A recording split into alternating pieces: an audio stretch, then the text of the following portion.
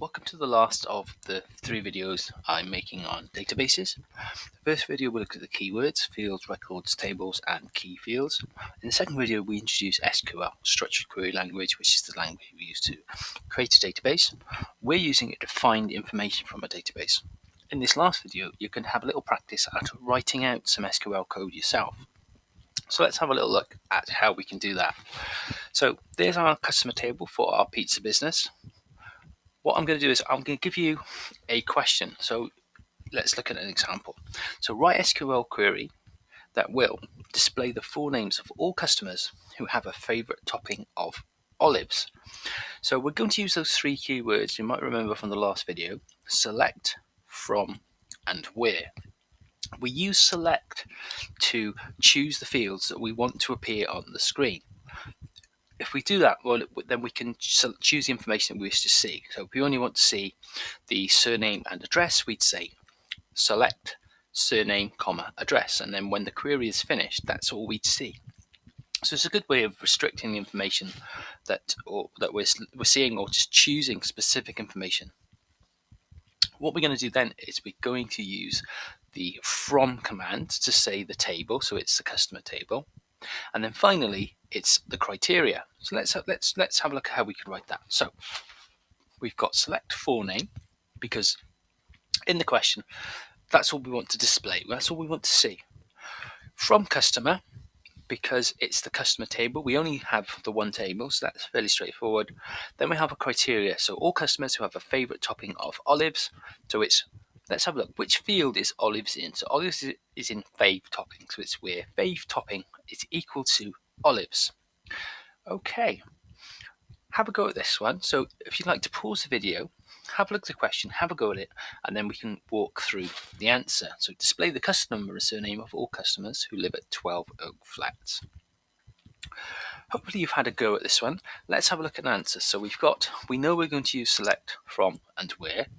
What are we selecting? So we're selecting the custom number, because these are the fields we want to display, or the fields we want to see. Custom number and surname. So let's go ahead and select those. Now it's really important when you're writing out the fields that you write them as they're written in the table. So we don't have spaces, and I'm using capital letters at the start of each word, even if 2 words have been put together, like fave topping, for example.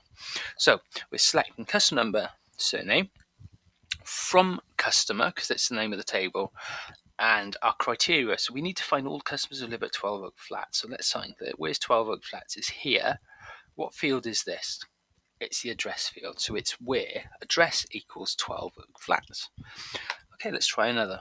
Display the customer number, address, and surname of all customers who've ordered more than 8 pizzas. So what are we selecting this time? We're selecting these 3 fields. Those are the fields we want to display, the fields we want to see. That's the information we're after. So let's start off with that. So select customer number, address, surname. From, as always, is next, and it's from customer. That's the name of the table. Now we have our criteria. For all customers who've ordered more than 8 pizzas. So this is the field that sorts out how many pizzas people have ordered. It's called number ordered. So we're going to say where number ordered is greater than 8. Okay, there we go. Hopefully you had a go at that one and you got the same answer. Right, this time we're introducing the OR command, which we looked at in the last video. So we want to display custom number and favorite topping of all customers that live at 12 Oak Flats or have ordered less than 10 pizzas. So maybe pause the video at this point, have a go at the answer, press play, see how you got on. Okay, so we want to select the custom number, favorite topping. That's the 2 fields we want to display or output. So we can do that. It's going to be from customer again. And this time our where. So we see customers that live at 12 Oak Flats. So 12 Oak Flats is here. That's the address field. So we've got where address is equal to 12 Oak Flats, or have ordered less than 10 pizzas. So that number is over here. This is number of pizzas. So we're going to say or number ordered is less than 10. So we have those 2 criteria together. Hopefully that one has made sense and you're happy with that one. Let's have a look at one more. So this time we're using the and. So if you'd like to pause the video at this point, have a go at the answer, press play, and then we'll walk through it. Display forename and surname of all customers who have a favourite topping of chicken and have ordered 12 pizzas. So we're going to use our select, from, and where again. What are we selecting? So we want to display forename and surname, and that's it. So we're going to select forename, surname.